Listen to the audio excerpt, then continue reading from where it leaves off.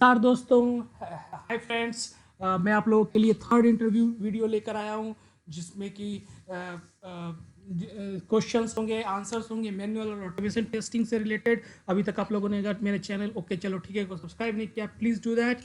Interview के details इस तरह हैं कि टोटल एक्सपीरियंस 6 ईयर्स 6 मंथ्स का था, मैनुअल के 3 ईयर्स, ऑटोमेशन के 3 ईयर्स 6 मंथ्स, और company one of the top 5 MNC में से थी जो कि हर हफ्ते इंटरव्यू लेती है, तो आप समझ ही गए होंगे कौन। क्वेश्चंस की तरफ पढ़ते हैं। पहला उन्होंने मैनुअल टेस्टिंग से रिलेटेड क्वेश्चन पूछा था, what is difference between verification and validation.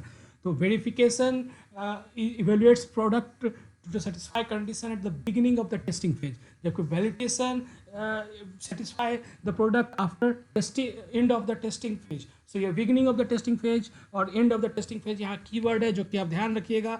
Verification एक static practice to verify documents, design, code and program है, जबकि वैलिडेशन एक dynamic mechanism to validate and testing the actual product है। Verification में हम लोग inspection, review, walk through, desk checking etcetera करते हैं, जबकि वैलिडेशन में हम लोग black box testing, grey box testing, white box testing, actual testing, coding, ये सब चीज़ें करते हैं। तो इसमें कॉमन डिफरेंस आप beginning of the testing phase और end of the testing phase किस स्टेज में वेरिफिकेशन और वैलिडेशन होता है, ये ध्यान रखने का है। अगला question, what is boundary testing which is also called boundary value analysis. It is a black box testing technique. इस टेक्निक में हम लोग क्या करते हैं, जो पार्टीशन हमारा होता है इनपुट्स का, उसके जस्ट बिफोर जस्ट आफ्टर का बिगनिंग के फेज में और एंड के फेज में, सो हम लोग वेरीफाई करते हैं। आप डायग्राम से देख सकते हैं, आपको समझ में आएगा। इसके अलावा आपको वो और भी टेस्टिंग टेक्निक्स पूछ सकता है, जैसे कि आपने पढ़ा होगा equivalence partitioning, decision table testing, state transition testing, use case testing, boundary value analysis, ये सारे part of black box testing technique है, तो आपको ये पता होने चाहिए। इसके अलावा उन्होंने नॉन फंक्शनल टेस्टिंग पूछा था कि व्हिच नॉन फंक्शनल टेस्टिंग है perform and tell me about STLC, stage of STLC. तो इन सब का एक्सप्लेनेशन मैंने प्रीवियस वीडियोस में दिया है, तो अगर आपने नहीं देखा प्रीवियस वीडियो देखा है, काइंडली आप वो देखिए, आपको ज़्यादा चीज़ें क्लियर होंगी। अब हम ऑटोमेशन के क्वेश्चंस की तरफ बढ़ते हैं। आपने चैनल को सब्सक्राइब कर दिया होगा आई थिंक। उन्होंने पूछा था व्हाट इज सिंगलटन क्लास। तो सिंगलटन क्लास कुछ नहीं, एक डिज़ाइन पैटर्न है, और इसका यूज़ क्यों करते हैं, अगर हमें कोई भी प्रोग्राम के रन होने में कोई एक ऐसा ऑब्जेक्ट चाहिए जिसका जो कि सिंगल रहे और बार बार प्रोग्राम के डिफरेंट फेजेस में हम लोग उसको यूज़ कर सकें, तो उसे तब हम सिंगलटन क्लास डिज़ाइन पैटर्न का यूज़ करते हैं। ये पहला लाइन डिफिनेशन है। Singleton class is a class that can have only one object and instance of the class at the time of JVM instance. तो अब ये सिमिलर साउंड करता है स्टैटिक क्लास की तरह। स्टैटिक क्लास में भी एक क्लास होता है जिसमें कि वैल्यू हम सेम उसका ऑब्जेक्ट को बार बार कहीं से भी चेंज कर सकते हैं, मॉडिफाई कर सकते हैं, यूज़ कर सकते हैं। अभी यहाँ पे लेकिन सिंगलटन का एक एडवांटेज है स्टैटिक क्लास पर कि it can implement interface and extend class, जबकि स्टैटिक क्लास नहीं कर सकता है। इसके अलावा अभी अगर आप डिटेल में जाना चाहेंगे तो आप सर्च करेंगे तो आपको पता चलेगा कि जो सिंगलटन क्लास होता है सिंस इससे यहाँ पे हम लोग जो ऑब्जेक्ट क्रिएट करते हैं वो हीप मेमोरी में होता है, जबकि स्टैटिक क्लास जो होता है वो स्टैक मेमोरी में सेव होता है। इसके अलावा भी काफ़ी डिफरेंस हैं। आपको अगर डिटेल में जानना है तो आप इसके रिलेटेड वीडियोस देख सकते हैं, पढ़ सकते हैं। इसका सिंगलटन क्लास का यूज़ क्या है? It is used in logging, catches, thread pool, configuration setting, device driver objects etcetera. अब वो ये पूछ सकते हैं कि हम सिंगलटन क्लास कैसे क्रिएट करते हैं, तो ये कुछ तरीके हैं। Eager initialization method, lazy initialization with double lock method, lazy lock method by using enums. आप वही मेथड बताना जिसके बारे में आपको पता हो, एटलीस्ट 1 से 2 पता होना चाहिए, क्योंकि आपके पास 3.5 साल का ऑटोमेशन का एक्सपीरियंस है। ये क्वेश्चन वो काफ़ी बार पूछा था, 10 में से 5 बार तो जरूर पूछ रहे हैं कि difference between abstraction and interface.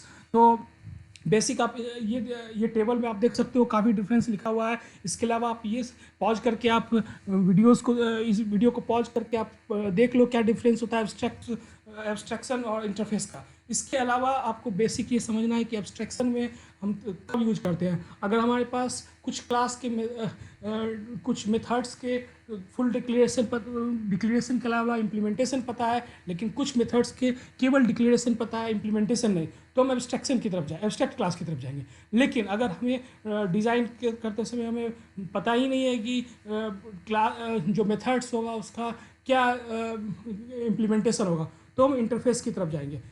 तो और बाकी डिफरेंसेस आपको इस टेबल में आप पॉज करके देख लो। अगला कॉमन क्वेश्चन है difference between hash table and hash map. तो टेबल इस वीडियो को पॉज करके आप पूरा ये देख लो हैश टेबल और हैश मैप का डिफरेंस क्या है। मैं आपको बताता हूँ। इसके अलावा मेजर क्या होता है कि hash table is synchronized and thread safe, जबकि hash map is non synchronized and non thread safe. तो इसका इससे आप तुरंत पता कर सकते हो कि हैश टेबल अगर सिंक्रोनाइज्ड है, थ्रेड सेफ है, तो वो एग्जीक्यूशन के टाइम में स्लो होगा, और hash map non synchronised non thread safe है तो वो एग्जीक्यूशन उसका फास्टर होगा। हैश टेबल जो था लिगेसी क्लास है जावा का, जबकि हैश मैप को JDK 1.2 में इंट्रोड्यूस किया गया। इसके और एक और बड़ा डिफरेंस आप ये बता सकते हो कि हैश टेबल कभी भी कोई भी नल वैल्यू ना तो की में आएगा ना उसके वैल्यू में आएगा, नल को वो नहीं लेता है। जबकि हैश मैप में एक की नल हो सकता है और देर मल्टीपल नल वैल्यूज हो सकता है। ज़्यादातर हैश मैप आपने यूज़ किया होगा प्रोग्रामिंग में। इसके अलावा फिर वो उन्होंने क्वेश्चन पूछा कि टेल मी अबाउट फाइनलाइज। तो फाइनलाइज जब गार्बेज कलेक्टर क्या करता है, जब भी किसी ऑब्जेक्ट को डिस्ट्रॉय करता है या डिलीट करेगा, उससे पहले फाइनलाइज मेथड को कॉल करता है। तो it is a method that the garbage collector always calls just before the deletion and destruction, destroying the object which is eligible for garbage collection. इससे आप क्लीन अप एक्टिविटी मान सकते हो। एक बार फाइनलाइज मेथड कंप्लीट होता है, garbage collector तुरंत उस ऑब्जेक्ट को डिस्ट्रॉय कर देता है। फाइनलाइज मेथड ऑब्जेक्ट जावा के ऑब्जेक्ट क्लास के अंदर होता है। और एक बात आप ध्यान रखना, it's not a reserved keyword. वो कंफ्यूज करने के लिए पूछते हैं इंटरव्यूअर की क्या ये if can you tell me if finalise a keyword, आपका जवाब देना नहीं है, रिजर्व कीवर्ड नहीं है। उसके अलावा फाइनलाइज से रिलेटेड वो क्वेश्चन फाइनल, फाइनली, फाइनलाइज का डिफरेंस पूछ सकते हैं। ये मैं क्वेश्चन आगे के वीडियोस में एक्सप्लेन करूँगा। इसके अलावा नेक्स्ट क्वेश्चन उनका था कि what is try catch finally. तो आप अगर आपने जावा में कोडिंग किया होगा तो डेफिनेटली आपको पता होगा कि ट्राई कैच फाइनली क्या होता है। आप ट्राई के अंदर, ट्राई ब्लॉक के अंदर आप रिस्की कोड रखते हो, कैच के अंदर जो एक्सेप्शन जो होता है उसे आप हैंडल करते हो, और फाइनली एक ऑप्शन ब्लॉक है, इसका आप यूज करते हो। इसका इम्प्लीमेंट अगर आपने यूज़ किया है फाइनली कीवर्ड तो इसको ये एग्जीक्यूट होगा इर्रेस्पेक्टिव कि आपका एक्सेप्शन हुआ है या नहीं हुआ है। फिर कैच, आप मल्टीपल कैच ब्लॉक लिख सकते हो। वो फिर इससे पूछते हैं कि क्या क्या एक्सेप्शंस आपने कोडिंग के दौरान हैंडल किए। तो आपको 2-3 एक्सेप्शन कम से कम पता होना चाहिए, input output exception, arithmetic exception, null value exception, और ये क्या करता है। तो बेस्ड ऑन आपका कोडिंग एक्सपीरियंस आप ये बता सकते हो। उसके अभी हम ये वीडियो को यहीं पे रोकते हैं। काफ़ी और क्वेश्चंस हैं जो कि इस इंटरव्यू में पूछे गए थे, अराउंड 20 के आसपास। मैंने आधे क्वेश्चंस आपको बताए हैं। अभी आगे के क्वेश्चंस में आगे के वीडियो में, नेक्स्ट वीडियो पार्ट 2 में बताऊंगा इसके।